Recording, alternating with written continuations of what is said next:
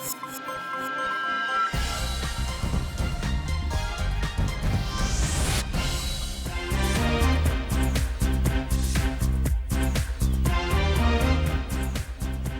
জানাচ্ছি বিরতিহীন রাত ৯টায় বাংলাদেশে। আপনাদের সাথে আছে আমি মাহমুদা মৌমিতা এবং আমি অনিমেষকর। শুরুতেই জানিয়ে দেব প্রধান প্রধান খবরগুলো।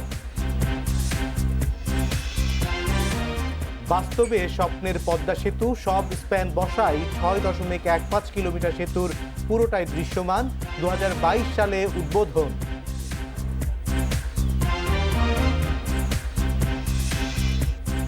সুন্দরী তরুণীকে ঘিরে প্রতারণার ফাঁদ, স্বার্থ ধনী ব্যক্তিদের কাছ থেকে লাখ লাখ টাকা লোপাট, গ্রেপ্তার ৪।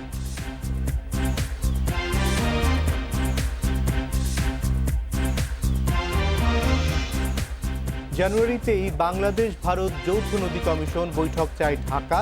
তিস্তা সহ ৭ নদীর পানি বন্টন চুক্তির তাগিদ।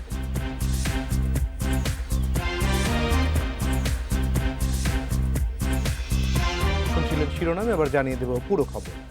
অবশেষে উত্তাল পদ্মার দুই পার যুক্ত করল স্বপ্নের পদ্মা সেতু। মাওয়া প্রান্তের ১২ ও ১৩ নম্বর পিলারে বসল স্প্যান F2। এর মধ্য দিয়ে দৃশ্যমান সেতুর পুরো ৬.১৫ কিলোমিটার। এ প্রসঙ্গে সড়ক ও সেতুমন্ত্রী ওবায়দুল কাদের বলেছেন, প্রধানমন্ত্রী শেখ হাসিনার সাহসী ও যোগ্য নেতৃত্বে নজির তৈরি করেই বিশ্বকে দেখিয়ে দেয়া গেছে বাংলাদেশও পারে।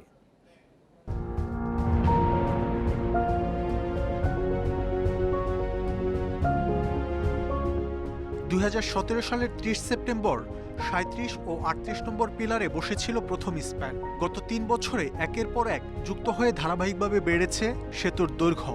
অবশেষে বৃহস্পতিবার ৪১ নম্বর স্প্যান বসানোই সেতুর পুরো ৬.১৫ কিলোমিটারই দৃশ্যমান। বুধবারই পিলার থেকে ২০ মিটার দূরে ক্রেনে ভাসমান ছিল শেষ স্প্যানটি। সকাল ১০টার দিকে নেওয়া হয় কাছাকাছি। পরে প্রকৌশলীদের ২ ঘন্টার চেষ্টায় শেষ হয় প্রায় ৩,২০০ টন ওজনের স্প্যানটি বসানোর কাজ। আর এর মধ্য দিয়ে পদ্মার দুই পাড় মিলিত হলো এক বিন্দুতে। আর স্বপ্নের এই দৃশ্য দেখতে সেখানে আসেন নানা জেলার মানুষ। এটা গৌরব করার মতো একটা আজকের দিন আমি মনে করি। এই জন্য আমি এটা ঘুরতে আসছি এবং এটা দেখতে আসছি। পদ্মা সেতু হয়ে গেলে তো আলহামদুলিল্লাহ দক্ষিণবঙ্গ উন্নত হবে এবং আমরা কিছু সময়ের ভিতরে দেশে যেতে পারবো। হয়তো একদিনের ভিতরে ঢাকার কাজ সেরে আবার গ্রামের বাড়িতে যেতে পারবো। স্থানীয়রা বলছেন, পদ্মা সেতু ও একে কেন্দ্র করে হওয়া এক্সপ্রেসওয়ে বদলে দেবে দক্ষিণাঞ্চলের অর্থনীতি। শিল্প কারখানা সহ নানা প্রতিষ্ঠান নির্মাণে এগিয়ে আসছেন ব্যবসায়ী উদ্যোক্তারা। আমি গার্মেন্টস ব্যবসায়ী, আমার কয়েকটি ইউনিট আছে।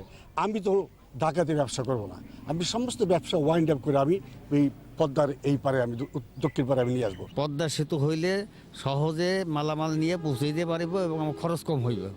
এ প্রসঙ্গে প্রধানমন্ত্রী শেখ হাসিনার দক্ষ ও বিচক্ষণ নেতৃত্বের প্রশংসা করেছেন সড়ক ও সেতুমন্ত্রী ওবায়দুল কাদের। তিনি বলেছেন, তার কারণেই বিশ্বে বাংলাদেশ তার সামর্থ্য প্রমাণ করতে পেরেছে। বিশ্বব্যাংক সরে যাওয়ার পর বাংলাদেশের জন্য একটা কঠিন চ্যালেঞ্জ। বঙ্গবন্ধু কন্যা শেখ হাসিনা নিজস্ব অর্থাৎ পদ্মা সেতু নির্মাণ করে প্রমাণ করেছেন যে আমরাও পারি। এখন সেতুর স্প্যানের উপর বসানো হবে ২৯৫৯টি রোডওয়ে স্ল্যাব এবং ২১১৭টি রেলওয়ে স্ল্যাব। এরই মধ্যে এর অর্ধেকের বেশি কাজ শেষ করেছেন প্রকৌশলীরা। সবকিছু ঠিক থাকলে ২০২২ সালের মাঝামাঝি উন্মুক্ত হবে স্বপ্নের পদ্মা সেতু। মাহমুদ শরীফ, ইন্ডিপেন্ডেন্ট নিউজ, ঢাকা। পদ্মা সেতুর বিষয়ে আমরা আরও জানতে আমাদের সঙ্গে আছেন সড়ক ও সেতু মন্ত্রণালয়ের সেতু বিভাগের সচিব বেলায়েত হোসেন। বেলায়েত হোসেন, আপনাকে স্বাগত জানাচ্ছি। পদ্মা সেতু আজকে সবকটা স্প্যান বসে গেল, পুরো ৬.১৫ কিলোমিটার দৃশ্যমান। আমরা সারাদিনই সেটি দেখেছি।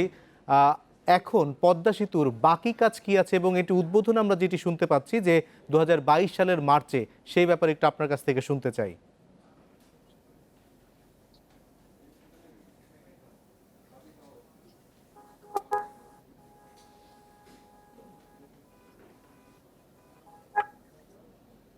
বেলায়েত হোসেন, আপনি কি শুনতে পাচ্ছেন?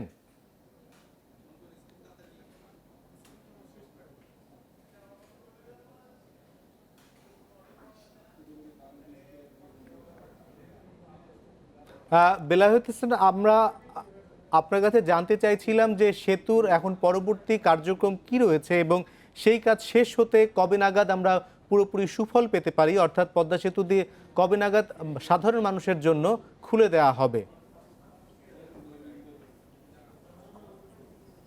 ধন্যবাদ। আপনি যেটা বলেছেন, অ্যাকচুয়ালি মাননীয় প্রধানমন্ত্রীর সাহসী পদক্ষেপের ফলে, আজকে দৃঢ় নেতৃত্ব এবং সাহসী পদক্ষেপের ফলে আমরা আজকে পদ্মা সেতুর 6.150 কিলোমিটার অবকাঠামো দৃশ্যমান।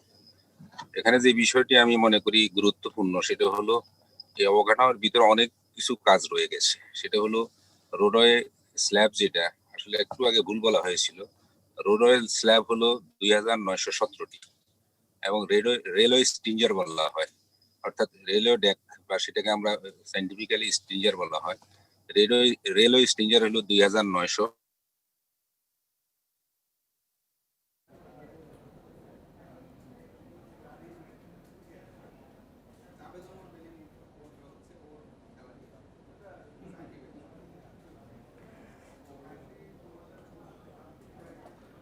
আমরা সংযোগটি সম্ভবত বিচ্ছিন্ন হয়ে গেছে, আমরা অডিওটি শুনতে পাচ্ছি না। আমরা আবারও ফিরবো, যাচ্ছি পরের খবরে। কোটি মানুষের আকাঙ্ক্ষার পদ্মা সেতু এখন আর স্বপ্ন নয়, বাস্তবে দৃশ্যমান। তবে সেতুর যাত্রাপথ বহু চ্যালেঞ্জের। অর্থায়ন থেকে বিশ্বব্যাংকে সরে যাওয়া, বন্যা, অত্যাধিক পলি, ঘন কুয়াশা, নদীর তলদেশে মাটির গঠন ভিন্নতা, নানামুখী জটিলতা, সব দিক থেকে যেন পদ্মা সেতু করতে প্রকৃতির বাধা। এসব প্রতিকূলতা জয় করতে এমন কিছু প্রযুক্তি ব্যবহার করতে হয়েছে যা বিশ্বে বিরল। 3টি বিশ্ব রেকর্ডও হয়েছে পদ্মা সেতুতে। প্রতি বছর 30-40 ফিট পর্যন্ত পলি পড়ে। এটাকে ওভারকাম করা, এটা করে কাজ করতে হয়। আবার নদী ভেঙে যাচ্ছে একদিকে, আরেকদিকে পলি পড়ে যাচ্ছে। তো এইখানে আমরা অনেক বছরে প্রায় 4-5 মাস আমরা ঠিকমতো কাজ করতে পারি না। এই হয় বন্যা হয়, আর না হয় আপনার পলি পরে কাজ করা যাচ্ছে না। এই উত্তাল নদীর মধ্যে অনেক ইঞ্জিনিয়াররা রাত্রেবেলা রাত্রে যখন এত বড় ঝড় হয়, একজন লোক যখন ওই ইয়েতে থাকে, একটা টাওয়ারের মধ্যে থাকে, তার কেমন লাগে? স্পিড বোটে আসতে গিয়ে আর নদী হারাই ফেলে, কোন দিকে যাবো বুঝতেছে না, সারা রাত স্পিড বোটে বসে আছে। তো এগুলো তো সবাই করতে পারে, সাহসের দরকার হয়।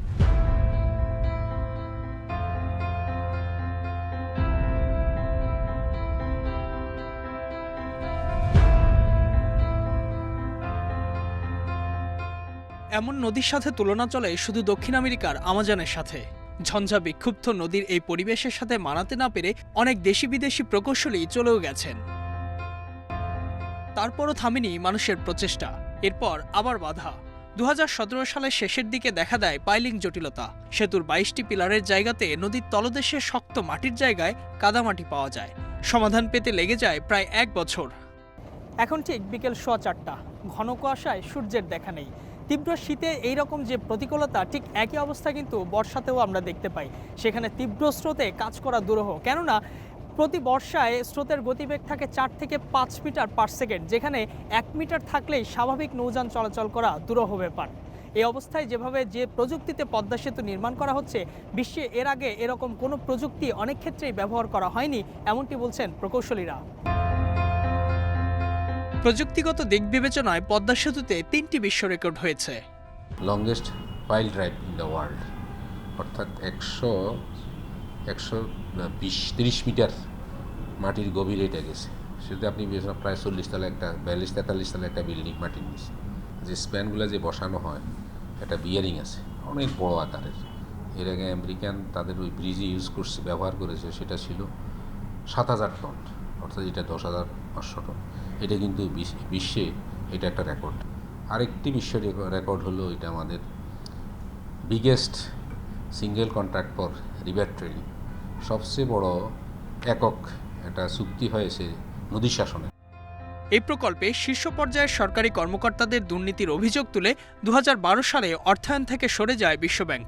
এরপর চ্যালেঞ্জ নেন সরকার প্রধান শেখ হাসিনা। পদ্মা সেতুর মতো এরকম একটা বিশাল সেতু নিজস্ব অর্থায়নে নির্মাণ করতে পারি, সেই যোগ্যতা যে এবং কর্মক্ষমতা বাংলাদেশ যে অর্জন করেছে, এটাই হচ্ছে সবথেকে বড় কথা। নিজেদের অর্থে পদ্মা সেতুর কাজ শেষ করা এখন বাংলাদেশের সক্ষমতার বহিঃপ্রকাশ। ইজাজুর রহমান, ইন্ডিপেন্ডেন্ট নিউজ, মাওয়া, মুন্সিগঞ্জ। এবারে পদ্মা সেতু নিয়ে আলোচনা করতে আমাদের সাথে যোগ দিচ্ছেন সড়ক এবং সেতু মন্ত্রণালয়ের সেতু বিভাগের সচিব বিলায়েত হোসেন। বিলায়েত হোসেন, আপনার সঙ্গে আমাদের লাইনটি বিচ্ছিন্ন হয়ে গেছিল। আমি আপনার সাথে রয়েছে মাহমুদা মৌমিতা। একটু জানতে চাচ্ছিলাম যেই পরিমাণ দৃশ্যমান দেখেছি আজকে পদ্মা সেতুকে, এবং এটা আসলে এখন সবার প্রত্যাশা কবে নাগাদ আসলে পদ্মা সেতু খুলবে সাধারণ মানুষের জন্য, সেটি কবে নাগাদ, এবং আপনারা যে 2022 সালের স্বাধীনতার সুবর্ণ জয়ন্তীতে এটি খুলে দেওয়ার চিন্তা ভাবনা করছেন, সব সার্বিক যে অগ্রগতি বা কত নিয়ে ব্যবহার করতে পারবে মানুষ, এই বিষয়টা আপনার কাছ থেকে একটু জানতে চাই। সবার আগে আমি মনে করি আসলে সকল বাধা প্রতিকূলতা অতিক্রম করে মাননীয় প্রধানমন্ত্রীর সাহসী পদক্ষেপের আজকে সোনালী ফসল পদ্মা সেতু দৃশ্যমান। এটা কিন্তু মূল অবকাঠামো নির্মিত হয়েছে, এখানে কিন্তু অনেক কাজ বাকি আছে। সেটা হলো সেই কাজটি কিন্তু আসলে এখন ওইরকম চ্যালেঞ্জ আগের মতো নেই, যদিও কোভিড দ্বিতীয় ধাপ আছে। তারপরও আমি মনে করি আমাদের যে রোডওয়ে ড্যাক সেটি কিন্তু 2917 মধ্যে 1319টি বসে গেছে, অর্থাৎ প্রায় 2.65 কিলোমিটার রোডওয়ে ড্যাক বসানো হয়ে গেছে। একই সাথে রেলওয়ের স্ট্রিঞ্জার ছিল 2959টি, এর মধ্যে কিন্তু 1938টি বসানো হয়ে গেছে, অর্থাৎ প্রায় 3 কিলোমিটারের বেশি রেলওয়ে স্ট্রিঞ্জার বসানো হয়ে গেছে। আমরা আশা করছি যে আগামী 2021 সালের জুলাইয়ের মধ্যে এই রোডওয়ে ড্যাক রেলওয়ে ড্যাক বসানো হবে।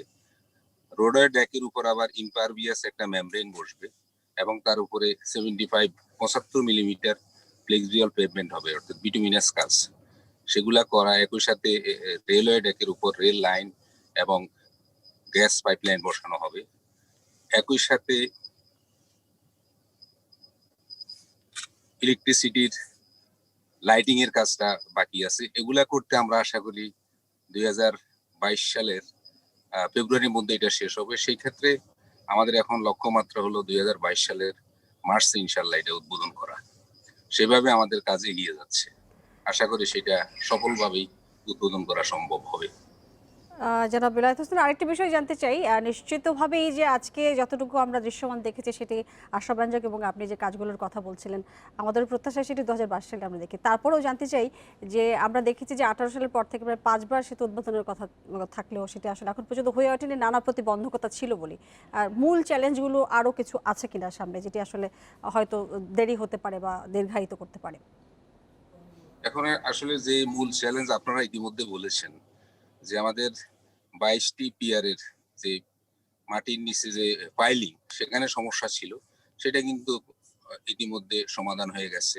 আরেকটি বড় চ্যালেঞ্জ ছিল এই যে 41টি স্প্যান বসানো, সেটা কিন্তু সুন্দরভাবে আজকের সফল পরিসমাপ্তি ঘটেছে। এখন কিন্তু বড় ধরনের কোনো চ্যালেঞ্জ নেই। কোভিড যেটা আসলে যে প্রথম ধাক্কা, সেটা কিন্তু পদ্মা সেতুর উপর সবার আগে আসে, কারণ এখানে চাইনিজ প্রকৌশলী, চাইনিজ শ্রমিক এবং অন্যান্য যারা কনসালটেন্ট ছিলেন বিদেশি, তারা এখানে যুক্ত ছিলেন। সেটাও কিন্তু এখন অনেকটাই আমরা অতিক্রম করতে পেরেছি। আমরা আশা করি বড় ধরনের চ্যালেঞ্জ আর ওইরকম নেই। আমরা আশা করি এবার যেটা লক্ষ্যমাত্রা নির্ধারণ করা হয়েছে, আমরা আশা করি 2022 সালের প্রথম হাফেই এটা উদ্বোধন করা সম্ভব হবে। আর নিশ্চয়ই বিলায়েত হোসেন, সেই প্রত্যাশা আমাদেরও, এবং আমরাও চাই আসলে 2022 সালের মধ্যেই এই পদ্মা সেতু আমরা পুরোপুরি উদ্বোধন দেখব এবং আমরা ব্যবহার করব। সেজন্য আপনাকে অনেক ধন্যবাদ আমাদের সাথে যুক্ত হয়ে বিষয়ে কথা বলবার জন্য। পদ্মা সেতু কেবল দক্ষিণ পশ্চিমাঞ্চলের 21 জেলার উন্নয়ন নয়, বদলে দেবে পুরো দেশের অর্থনীতি। 6.15 কিলোমিটারের এই সেতু দক্ষিণ এশিয়া ও দক্ষিণ পূর্ব এশিয়ার যোগাযোগ, বাণিজ্য, কৃষি, শিল্প, শিক্ষা, পর্যটন সব ক্ষেত্রেই রাখবে গুরুত্বপূর্ণ ভূমিকা। স্বপ্নের এই সেতুকে কেন্দ্র করে আবর্তিত হবে ভবিষ্যতের বাংলাদেশ। পদ্মা সেতু নিয়ে এমন সম্ভাবনার কথা বলছেন অর্থনীতিবিদ ও যোগাযোগ বিশেষজ্ঞরা। পদ্মা সেতু আর স্বপ্ন নয়, বাস্তব। নানা চড়াই উতরাই পেরিয়ে দৃষ্টিসীমায় দাঁড়িয়ে সেতুর মূল কাঠামো। সব ঠিক থাকলে 2022-এর স্বাধীনতা দিবসে উদ্বোধন করা হবে স্বপ্নের এই সেতু। যাতায়াতের সময় কমিয়ে দ্বিতল পদ্মা সেতু দিয়ে ছুটবে বাস, ট্রাকের পাশাপাশি ট্রেনও। অর্থনীতিবিদরা বলছেন, সেতুটি চালু হলে দক্ষিণ পশ্চিমাঞ্চলের 21 জেলার সঙ্গে রাজধানীর যোগাযোগ ব্যবস্থায় ব্যাপক পরিবর্তন আসবে। এতে মোট দেশজ উৎপাদন বা জিডিপি বাড়বে 1 থেকে 1.5%, কমবে দারিদ্র্যের হার, নতুন করে গড়ে উঠবে ভারী শিল্প কারখানা। ওই অঞ্চলের কর্মসংস্থানের একটা বড় একটা সুযোগ সৃষ্টি হবে। আর বিজনেস এনভায়রনমেন্ট যাকে বলে, বিজনেস কন্ডিশন বা বিজনেসের প্রতি যে আস্থা, বিজনেস কনফিডেন্স ইতিমধ্যে বাড়তে শুরু করেছে। আমরা দেখতে পাচ্ছি যে দক্ষিণ বাংলাতে স্মল এবং মিডিয়াম এন্টারপ্রাইজ, ছোট এবং ক্ষুদে ব্যবসার প্রসার ঘটছে। এখানে ম্যানুফ্যাকচারিংয়ের সুযোগ বাড়ছে। আরেকটা জিনিস সুযোগ বাড়বে পদ্মা সেতু হবার পরপরই, সেটা হবে ট্যুরিজম। ঢাকা থেকে ফরিদপুরের ভাঙ্গা পর্যন্ত এক্সপ্রেসওয়ে হওয়ায় ফেরিঘাটের বিড়ম্বনা এড়াতে দক্ষিণাঞ্চলের বেশিরভাগ গাড়ি চলবে পদ্মা সেতু দিয়ে। দক্ষিণ ও দক্ষিণ পূর্ব এশিয়ার আঞ্চলিক যোগাযোগের ক্ষেত্রেও গুরুত্বপূর্ণ ভূমিকা রাখবে এই সেতু। ট্রান্স এশীয় রেলপথের অংশ হলে এতে বাড়বে মালবাহী ট্রেনের চলাচল। পিপল টু পিপল কানেক্টিভিটির জন্য এবং রিজিয়নাল কানেক্টিভিটির জন্য সেখানে আমাদের খুলনায় মংলা যেই পোর্টটা আছে, এটার অ্যাক্সেসটা যদি নেপাল, ভুটান এবং ইন্ডিয়ার কলকাতা যদি নিতে চায়, তাহলে কিন্তু এটা একটা চমৎকার যোগাযোগ ব্যবস্থা তৈরি করলো। সো আমাদের যে ভৌগোলিকগত কারণে যে সুবিধাগুলি পাওয়ার কথা ছিল, বৈদেশিক মুদ্রা অর্জনের যে একটা সুবর্ণ সুযোগ ছিল, সেই জায়গায় কিন্তু এটা একটা বিরাট ভূমিকা রাখবে। পদ্মা সেতু শুধু রড, সিমেন্ট, পাথরের কোনো অবকাঠামো নয়, এর সঙ্গে জড়িয়ে আছে 17 কোটি মানুষের আবেগ, বাংলাদেশের সক্ষমতার বৈশ্বিক উদাহরণ এবং আগামী দিনে দেশীয় অর্থনীতিতে অপার সম্ভাবনার হাতছানি। অনিমেষ কর, ইন্ডিপেন্ডেন্ট নিউজ, ঢাকা। বঙ্গবন্ধুর ভাস্কর্য ভাঙচুর এবং ভাস্কর্য বিরোধী প্রচারে উস্কানি দেওয়ার অভিযোগে বিএনপি চেয়ারপারসন খালেদা জিয়া, দলের ভারপ্রাপ্ত চেয়ারম্যান তারেক রহমান সহ 6 জনের বিরুদ্ধে করা মামলার আবেদন খারিজ করে দিয়েছেন আদালত। বৃহস্পতিবার ঢাকার মহানগর হাকিম সত্যব্রত শিকদারের আদালতে আদেশ দিয়েছেন। বিএনপি মহাসচিব মির্জা ফখরুল ইসলাম আলমগীর, হেফাজতে ইসলাম বাংলাদেশের ভারপ্রাপ্ত আমির জুনায়েদ বাবু নগরী, খেলাফত মজলিসের ভারপ্রাপ্ত মহাসচিব মোহাম্মদ মামুনুল হক এবং ইসলামিক শাসনতন্ত্র আন্দোলনের সৈয়দ ফয়জুল করিমকেও আবেদনে আসামি করা হয়েছিল। জননেত্রী পরিষদের সভাপতি এবি সিদ্দিকী বুধবার মামলাটির আবেদন করেন। মামলাটি খারিজ হওয়ার পর এবি সিদ্দিকী জানিয়েছেন, বিচারিক আদালত খারিজ করলেও এ বিষয়ে উচ্চতর আদালতে মামলা করবেন তিনি।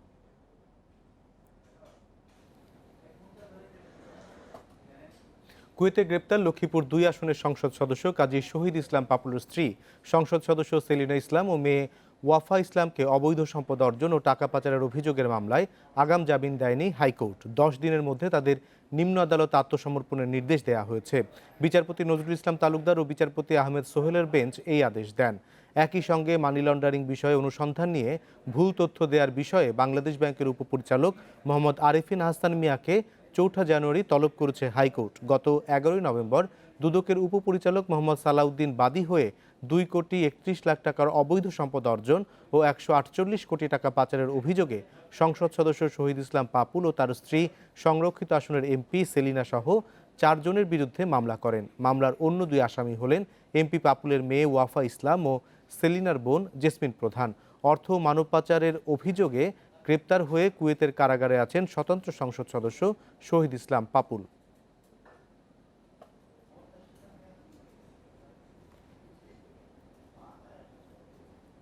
গভর্নমেন্ট ল্যাবরেটরি স্কুলের ছাত্র আয়াজ হক হত্যা মামলায় 1 জনকে মৃত্যু কারাদণ্ড এবং বাকি 5 জনকে যাবজ্জীবন কারাদণ্ড দিয়েছে আদালত।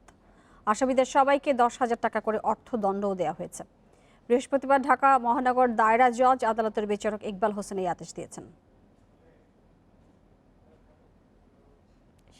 2014 সালের 6 জুন ঢাকা সিটি কলেজে প্রীতি ফুটবল ম্যাচ আয়োজনকে কেন্দ্র করে আয়াজের বড় ভাই আশদিনের সঙ্গে বাকবিতণ্ডা হয় তার বন্ধুদের।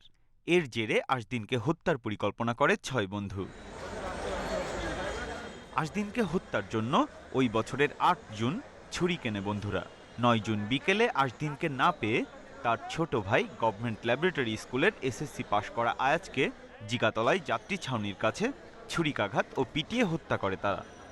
আমি ন্যায় বিচার পেয়েছি, বাকি কার্যক্রম যাতে দ্রুততার সাথে সমাধা হয় আপনাদের মাধ্যমে আমি সকলকে আহ্বান জানাচ্ছি। আর আল্লাহর কাছে অশেষ শুকরিয়া। আর এই ধরনের কোনো পিতার যেন লাশ বহন করে আর নিতে না হয়। আসামিদের মধ্যে জিসানের আমৃত্যু এবং তৌহিদুল, মশিউর, শুভ, আবু সালে ও আরিফকে যাবজ্জীবন কারাদণ্ড দেওয়া হয়েছে। জিসান ও তৌহিদুল 2016 সাল থেকে কারাগারে আছেন। বাকি 4 জন পলাতক। আসামিরা সবাই ঢাকা সিটি কলেজের শিক্ষার্থী ছিলেন। আদালত পর্যবেক্ষণে বলেছে এই মামলাটার কারণেই যদি এই মামলায় প্রকাশ্যে সাজা দেওয়া যেত এবং এই আসামিদের মৃত্যুদণ্ড দেওয়া যেত তাহলে আর কিশোর গ্যাং হতো না, তাহলে এই ছাত্রদের মধ্যে এরকমের অবস্থার সৃষ্টি হতো না। আমরা ওই পরিস্থিতিতেই আসামিদের এই সাজা দিলাম। এ রায়ে সন্তুষ্ট আয়াজের পরিবার। পলাতক আসামিদের দ্রুত গ্রেপ্তারের দাবি জানিয়েছেন তারা। Biprojit Chanda, Independent news, Dhaka. তথ্য প্রযুক্তির সুযোগ নিয়ে বাড়ছে প্রতারণা, আর এতে জড়িত একটি চক্রের 4 সদস্যকে গ্রেপ্তার করেছে পুলিশ। তারা ট্রাভেল এজেন্সির কাছ থেকে ফোন নাম্বার নিত, মোবাইল ফোন অপারেটর কর্মীর কাছ থেকে নিত ব্যক্তিগত তথ্য। তারপর চাকুরি প্রত্যাশী পরিচয়ে ঘনিষ্ঠতা তৈরির চেষ্টা, সাড়া পেলেই ফোন আলাপ রেকর্ড করে টাকা দাবি। প্রতারণার মামলায় গ্রেপ্তারের পর এসব পুলিশকে আসামি 2 বোন পারভিন এবং শেফালি জানিয়েছেন এসব তথ্য। নাম্বার আছে, আপনি পুরো ডিটেলস মানে ঠিকানা, পুরো অ্যাড্রেস, বাবার নাম, মার নাম, জন্ম তারিখ, আমি আপনাকে 10,000 টাকা দিব, আপনি সেটা নাম্বারে যা আছে সব দিবেন। কাস্টমার কেয়ার ম্যানেজার অনিকের কাছ থেকে এক ব্যক্তির ব্যক্তিগত তথ্য নিতে চুক্তি করছেন পারভিন, আর এ তথ্য দিয়ে বেসরকারি প্রতিষ্ঠানের ওই কর্মকর্তাকে ফোন করে চাকরি চান তিনি। তারপর নানা অজুহাতে চলে ফোন আলাপ। কোনোদিন দেখা না হলেও হঠাৎ ফোন করে বলেন তার সঙ্গে আছে প্রেম, আর সে বিষয়ে ফোনের রেকর্ডও। দাবি করেন 5 লাখ টাকা, টাকা না দিলে পরিবারকে জানানোর হুমকিও দেন পারভিন। ভয়ভীতি দেখায় আমার কাছ থেকে টাকা দাবি করতেছে। তো এইটার পরিপ্রেক্ষিতে আমি আমার মান সম্মান রক্ষার্থে আমি তাকে কিছু টাকা পয়সা দিতে রাজি হই। এমন একাধিক অভিযোগ পাওয়ার পর অনুসন্ধানে নামে পুলিশ। গ্রেপ্তার করা হয় পারভিন সহ 4 জনকে। পুলিশ জানাচ্ছে তারা ট্রাভেল এজেন্সি কর্মকর্তা শামসুদ্দোহা খান বাবুর মাধ্যমে নিয়মিত পান বিদেশগামীদের মোবাইল নম্বর। পরে গ্রামীণ ফোনের কাস্টমার ম্যানেজার রুবেল মাহমুদ অনিককে টাকা দিয়ে নেন ওই ব্যক্তির ব্যক্তিগত তথ্য। পরে সমাজকর্মী বা চাকরি প্রার্থী পরিচয়ে তাদের সঙ্গে যোগাযোগ করেন পারভিন। এক পর্যায়ে স্পর্শকাতর ফোনালাপ রেকর্ড করে তা স্বজনদের জানানোর হুমকিতে চাওয়া হয় 5 থেকে 50 লাখ টাকা। এতে অস্বীকৃতি জানালেই সামনে আসে পারভিনের বড় বোন শেফালি। তিনি দেন পারভিনের সঙ্গে অনৈতিক সম্পর্ক তৈরির অভিযোগে নারী নির্যাতন মামলা করার হুমকি। পুলিশ বলছে সংঘবদ্ধ এই চক্রটির টার্গেট ষাটোর্ধ্ব সরকারি কর্মকর্তা, ব্যবসায়ী ও শিল্পপতিরা। চক্রটির সব সদস্য পৃষ্ঠপোষকদের বিরুদ্ধে আইনগত ব্যবস্থা নেওয়ার পাশাপাশি গ্রামীণ ফোনের দায় খতিয়ে দেখবে পুলিশ। গ্রামীণ ফোনের জিপি কাস্টমার কেয়ারে তার কাছ থেকে করে কিছু টাকা দিয়া সব তার বায়োডাটা নিয়ে বলে যে তোমার সমস্ত বায়োডাটা আমার কাছে আছে। এরপরে আবার একজন তথাকথিত একজন অ্যাডভোকেটও থাকে, সে অ্যাডভোকেট আবার ফরম্যাট করে রাখে যে আমি কোর্টে মামলা করবো, নারী উদ্যান মামলা করবো। এই টোটাল চক্রের মধ্যে 5 থেকে 7 জন থাকে। তাদের কাজই হচ্ছে একটা ব্যবসায়ীকে তারা হয়তো নক করে 20 জন, 30 জন, 40 জনকে, এর মধ্যে 5 জন 7 জন তারা পেয়ে যায়। পাওয়ার পরেই এই রেকর্ড লেখেন। দৃশ্যমান কোনো পেশা নেই পারভিন শেফালির, তবে রাজধানীর নিকেতনে যে ফ্ল্যাটে থাকেন তার ভাড়া 80,000 টাকা। শরীর চর্চার পেছনে মাসে খরচ 30,000 টাকা। Masudur Rahman, independent news, Dhaka. দেশে করোনায় আরও 37 জনের মৃত্যু হয়েছে, এর মধ্যে পুরুষ 28 এবং নারী 9 জন। এই নিয়ে মোট প্রাণহানি 6,967 জনের। 111টি ল্যাবে 24 ঘন্টায় 16,600 নমুনা পরীক্ষায় করোনা শনাক্ত হয়েছে। 1,861 জনের পরীক্ষা বিবেচনায় শনাক্তের হার 11.44%। বৃহস্পতিবার স্বাস্থ্য অধিদপ্তরের বিজ্ঞপ্তিতে জানানো হয়েছে দেশে মোট করোনা আক্রান্তের সংখ্যা দাঁড়িয়েছে 4,85,965 জনে। সুস্থ হয়েছেন আরও 4,468 জন। এ নিয়ে মোট সুস্থ 4,10,452 জন।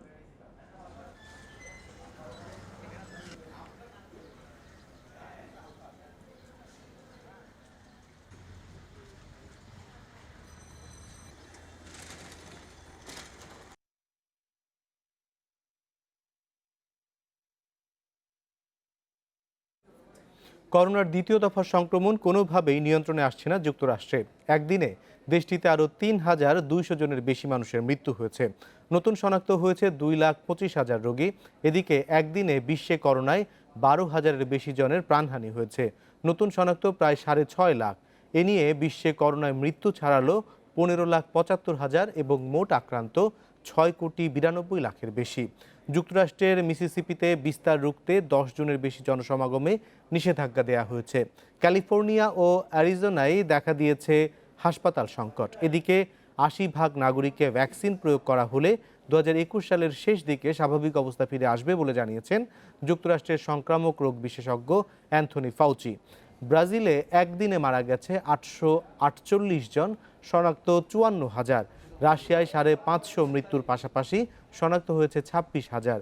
এছাড়াও জার্মানিতে 23,000, ফ্রান্সে 14,000, ইতালিতে 12,000, যুক্তরাজ্যে 16,000 করোনা রোগী পাওয়া গেছে।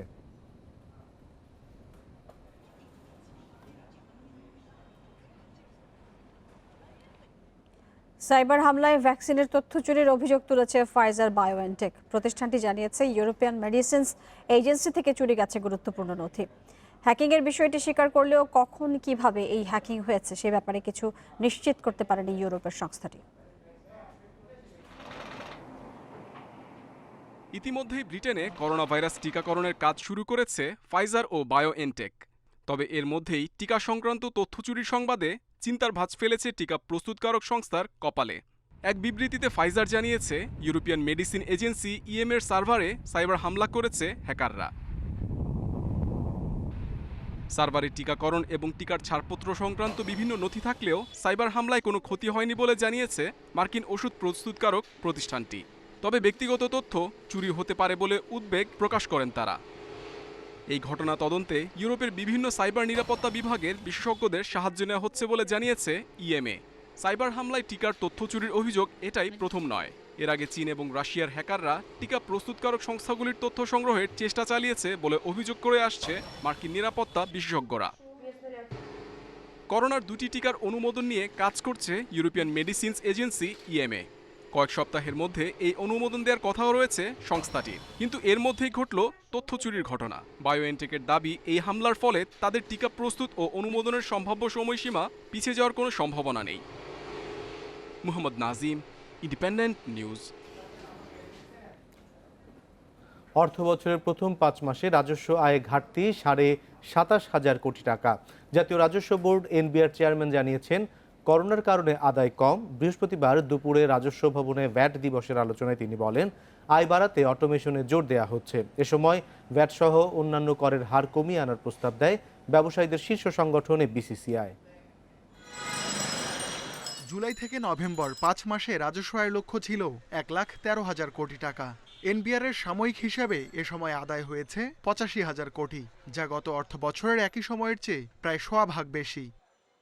আমদানি শুল্ক আয়কর আদায়ে প্রবৃদ্ধি ইতিবাচক হলেও ভ্যাট নেতিবাচক। 5 মাসে ভ্যাট আদায় কমেছে গত বছরের তুলনায় 5.25 ভাগ। ভ্যাট দিবসের আলোচনায় এনবিআর চেয়ারম্যান বলেন, অর্থনীতির অনেক খাত এখনও করোনার ক্ষতি কাটিয়ে উঠতে পারেনি, তারপরও রাজস্ব আদায়ে প্রবৃদ্ধি আছে। আমাদের প্রচেষ্টাও সেটি, আমরা কাজ করে যাচ্ছি। ক্ষেত্র বৃদ্ধির যে বিভিন্ন কার্যক্রম, সেই কার্যক্রমের ভিতরে একটি হলো কিন্তু অটোমেশনের মাধ্যমে আমরা ক্ষেত্র বৃদ্ধি এবং সঠিকভাবে রাজস্ব আদায়টা করতে পারি। এ সময় ব্যবসায়ীরা অভিযোগ করেন, অনেক প্রতিষ্ঠানকেই নিবন্ধনের আওতায় আনা যায়নি। আমাদের রিটেইলের সংখ্যা, ব্যবসার সংখ্যা হচ্ছে 4 মিলিয়ন। সেখানের মধ্যে আমরা কতজন অন্তর্ভুক্ত হতে পারছি? ট্যাক্স জিডিপি রেশিও আমাদের 10%।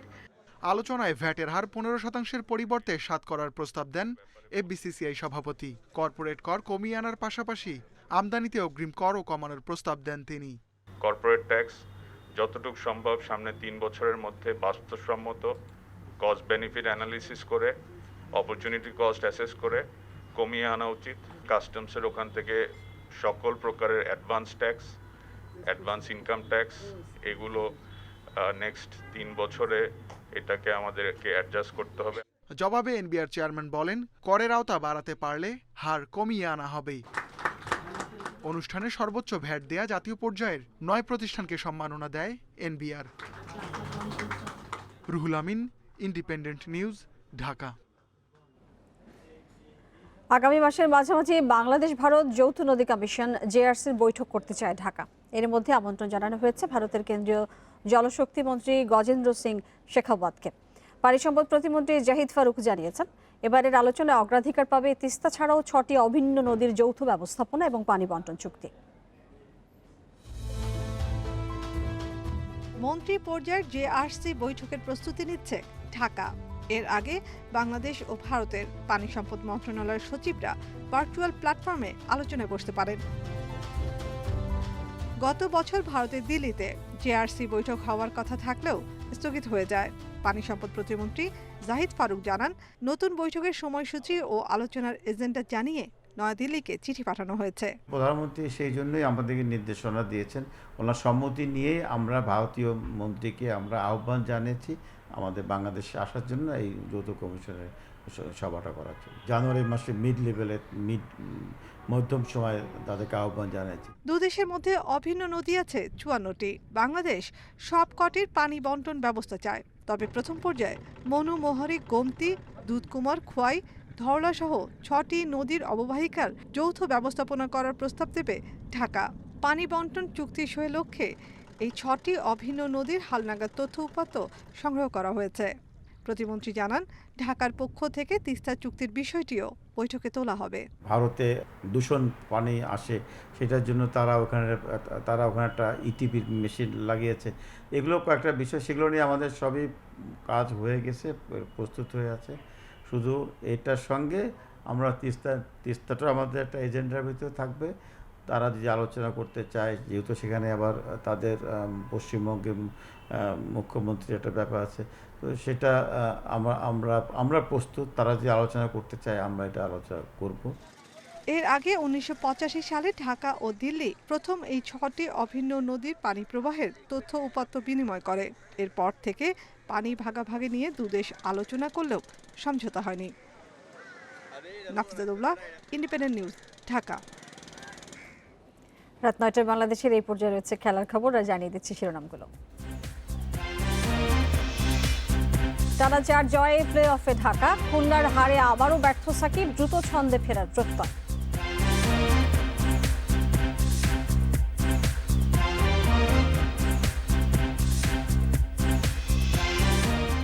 নির্ধারিত বরাদ্দের বাইরে 2021-এ মিলবে না কোনো অনুদান, নিজ খরচে চলবে বাফুফের তৃণমূল কার্যক্রম।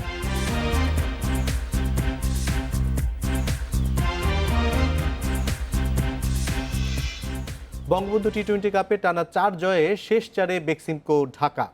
ব্যাটে বলে দাপট দেখিয়ে জেমকন খুলনাকে হারিয়েছে 20 রানে। টপ অর্ডারের কল্যাণে বোর্ডে 179 রান তোলে ঢাকা, 50-তে আলো কাড়েন সাব্বির। জবাবে রবিউল ইসলাম রবির স্পিনে ধরাশায়ী খুলনা, অল আউট হয় 159 রানে। 5 উইকেট নিয়ে ম্যাচ সেরা রবি। সাকিবের প্রথম ওভারেই চড়া হন মোহাম্মদ নাইম। ওই ওভারের 26 রানেই ম্যাচের গতিপথ তৈরি হয়। ওপেনিং জুটিতে আসে 41 রান, নাইমের ব্যাটে 36। টুর্নামেন্টে প্রথমবার নেমেই ভরসা দেন আলামিন জুনিয়র, তার ব্যাটেও 36 রান। মাঝে ব্যর্থ হয়েছেন মুশফিক ইয়াসির। সাব্বিরকে ফর্মে ফেরানোর চেষ্টা বিফলে যায়নি। এদিন ঝোড়ো 50-তে আলো কাড়েন সাব্বির। এরপর আকবর আলী 14 বলে 31 রানের ক্যামিও ঢাকাকে দেয় চ্যালেঞ্জিং টোটাল। নিয়ন্ত্রিত বোলিংয়ে 26 রান দিয়ে 1 উইকেট মাশরাফির। তবে খরুচে সাকিব 3 ওভারে 36 রান দিয়েছিলেন উইকেট শূন্য। জবাবে ঢাকার স্পিনারদের সামনে সুবিধা করতে পারেনি খুলনা। জাকির সাকিবকে ফিরিয়ে দারুণ শুরু দেন রবিউল। রান নামক সোনার হরিণের পেছনে ছুটে ক্লান্ত সাকিব। খুলনাকে ম্যাচে রাখার প্রাণপণ চেষ্টা করেন জহুরুল। তার 50 খুলনার সর্বোচ্চ ইনিংস। মাহমুদুল্লাহ শামীম 2 অঙ্ক ছুঁয়েও দলের হার এড়াতে পারেননি। 5 উইকেট নিয়েছেন রবিউল। শেষ 4 নিশ্চিতে ঢাকার 20 রানের জয়। Saiful Majumdar, independent news. প্রত্যাবর্তনের পর ব্যাটে বলে ম্লান সাকিব আল হাসান। বঙ্গবন্ধু টি-20 কাপে একেবারেই খাপছাড়া পারফরমেন্স দেশসেরা তারকার। তবে নিজের উপর বিশ্বাস রেখে দ্রুত ছন্দে ফেরার তাড়না আছে সাকিবের। তারকা সমৃদ্ধ জেমকন খুলনার ব্যর্থতার কাটা ছেঁড়ায় ভুল ত্রুটিও পরিষ্কার তার কাছে। 3 দিনের বিরতিতে নিজেদের গুছিয়ে শেষ 4-এর লড়াইয়ে নামতে চায় খুলনা। প্রত্যাবর্তনের পর ব্যাটিংয়ে বড্ড বিবর্ণ। অবশ্য মন্দ হচ্ছে না সাকিবের বোলিং। তবে 8ম ম্যাচে এসে তাকে অস্বস্তি উপহার দিলেন ঢাকার মোহাম্মদ নাইম। 1 ওভারে 4 ছক্কা হজমের তিক্ততা জুটেছে এদিন। সব মিলে 3 ওভারে 36 রান খরচায় আবারও উইকেট শূন্য সাকিব। বোলিংয়ের হতাশা যদি ব্যাটিংয়ে পুষিয়ে নিতে পারতেন তা হতো দারুণ উপলক্ষ। কারণ টুর্নামেন্ট জুড়ে হাসেনি সাকিবের ব্যাট। কুড়ির ঘরেই নেই কোনো ইনিংস, ৮ ম্যাচের ৩টায় আউট ১ অঙ্কে। ভুল ধরতে পারছেন ঠিকই, আশায় আছেন দ্রুতই ফিরবেন ছন্দে। জানি না, দেখি কত দ্রুত কামব্যাক করা যায়। চেষ্টা থাকবে যেন ভালো করতে পারি, বাকিটা দেখা যাক। তারকায় ঠাসা জেমকন খুলনা, কিন্তু আশাহত সমর্থকেরা। শেষ চারের লড়াইয়ে ভাগ্য বদলাবে তো? সেই চ্যালেঞ্জে ব্যাটে বলে সাকিবের ফর্মে ফেরা জরুরি। টি-20 যেহেতু মোমেন্টামের ব্যাপার, সো প্রভাব ফেলতেই পারে, বাট 3 দিন আমাদের এখন গ্যাপ আছে, সো আমরা রিগ্রুপ করে আবার নতুনভাবে শুরু করার চেষ্টা করব। মাশরাফি তুলনামূলক অবস্থান শক্ত করেছেন। বিরতির পর ফিরে দ্বিতীয় ম্যাচেও যথেষ্ট নিয়ন্ত্রণ ম্যাশের বোলিংয়ে। 7-এর নিচে ইকোনমি রেখে উইকেটও পেয়েছেন। শেষ 4-এ ম্যাচ হতে পারে খুলনার কামব্যাকের মন্ত্র। Mohammad Nazim, independent news. বঙ্গবন্ধু টি-20 কাপের দ্বিতীয় ম্যাচে চট্টগ্রামের কাছে 7 উইকেটে হেরেছে বরিশাল। এই হারে টুর্নামেন্টে টিকে থাকা নিয়ে কঠিন সমীকরণে তামিমের দল। টস হেরে ব্যাট করতে নেমে দারুণ শুরু বরিশালের। উদ্বোধনী জুটিতে 87 রান যোগ করেন সাইফ ও তামিম। 46 রানে সাইফের বিদায়ের পর তামিম ফেরেন 43 করে। ইনিংস বড় করতে পারেনি আগের ম্যাচের সেঞ্চুরিয়ান পারভেজ ইমন। মাঝে আফিফের 28 রানের ক্যামিওতে 149 রানের পুঁজি পায় বরিশাল। জবাবে চট্টগ্রামকে দারুণ শুরু এনে দেন সৈকত আলী ও সৌম্য সরকার। সৈকতের 39 রানে বিদায়ের পর ধরে খেলেন সৌম্য। 62 রান করে দলকে একরকম জয়ের কাছাকাছি রেখে যান। এরপর মাহমুদুল জয়ের অপরাজিত 31 রানে 8 বল হাতে রেখে লক্ষ্যে পৌঁছায় চট্টগ্রাম।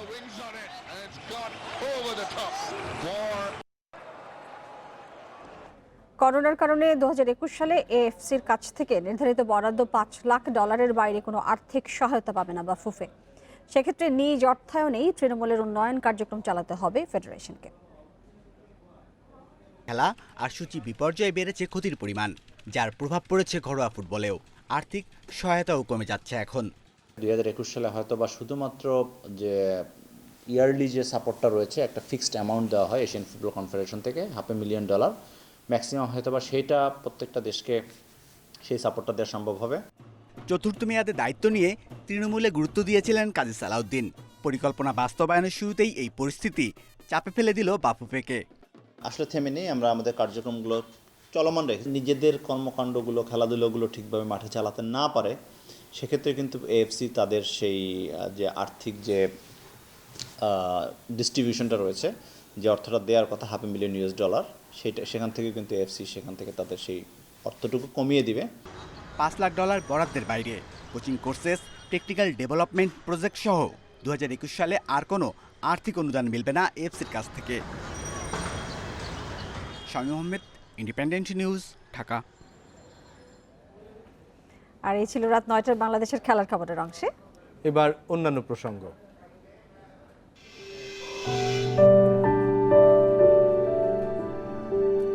দেশের উত্তরাঞ্চল ঢেকে যাচ্ছে ঘন কুয়াশার চাদরে। সারাদিনে একবারও দেখা মিলছে না সূর্যের, সেই সঙ্গে বাড়ছে শীতের তীব্রতাও। কনকনে ঠান্ডা বাতাসে অসহনীয় দুর্ভোগে ছিন্নমূল ও নিম্ন আয়ের লোকজন। গরম কাপড় না থাকায় অনেকেই শীতজনিত নানা রোগে আক্রান্ত।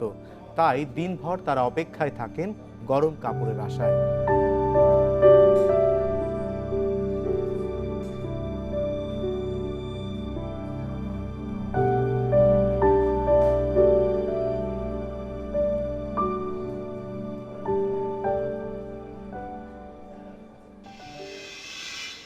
এ নিয়ে প্রতিবেদন থাকছে সংবাদের শেষ অংশে।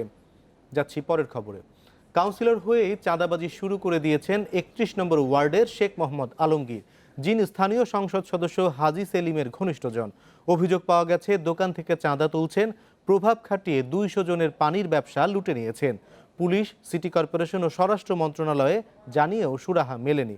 দোষ প্রমাণ হলে ব্যবস্থা নেওয়ার আশ্বাস স্থানীয় সরকার মন্ত্রীর। এই মানববন্ধন ঢাকা দক্ষিণের 31 নম্বর ওয়ার্ড কাউন্সিলর শেখ আলমগীরের বিরুদ্ধে। অভিযোগ, মে মাসে দায়িত্ব নিয়ে নিয়ন্ত্রণে নিয়েছেন ব্যবসা বাণিজ্য। পাওয়া গেল অভিযোগের প্রমাণও। মৌলভীবাজার ও চকবাজারে বিভিন্ন দোকানে পানি সরবরাহ করা এই ব্যবসায়ীরা এখানে নতুন। জানা গেল লোকজন দিয়ে এই ব্যবসা নিয়ন্ত্রণ করছেন কাউন্সিলর। স্থানীয়দের অভিযোগ, নগর ভবন, থানা ও ডিএমপি কমিশনারকে জানিয়েও লাভ হয়নি। শেখ আলমগীর বড়টা খায় 25 টাকা, ছোটটা 15 টাকা।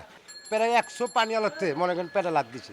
এখন পানি আলার পানি দিবার গেলেই মারিতে করে। শেখ আলমগীর ওনার তত্ত্বাবধানে যে 31 নম্বর ওয়ার্ডের ওনার সব ছেলেরা মিলে আমরা যারা ব্যবসা করতাম তাদেরকে মারপিট হুমকি দামকি দিয়ে আমাদের মার্কেট দখল করে নিয়ে গেছে। 31 নং ওয়ার্ড কাউন্সিলর আমি, এই ওয়ার্ড আমার। আমিও আমার লোকজন ছাড়া এই ওয়ার্ডে কেউ ব্যবসা করতে পারবে না পানি। মৌলভীবাজারের ব্যবসায়ীদের দাবি শুধু পানির ব্যবসা নয়, অন্যান্য ব্যবসাও জোর খাটিয়ে দখলে নিয়েছেন শেখ আলমগীর। মৌলভীবাজারের কাঁচা ব্যবসায়ী, মাছের ব্যবসায়ী যারা, তাদের কাছ থেকে প্রতিদিন টাকা নিয়ে যাচ্ছে, চাঁদা নিয়ে যাচ্ছে। মুরগিওয়ালাদের কাছ থেকে চাঁদা নিয়ে যাচ্ছে। মাংস বিক্রি করে যারা, তাদের কাছ থেকে টাকা নিয়ে যাচ্ছে। ওনার চাঁদাবাজি প্রতিটি ক্ষেত্রে, প্রতিটি স্তরে পৌঁছে গেছে।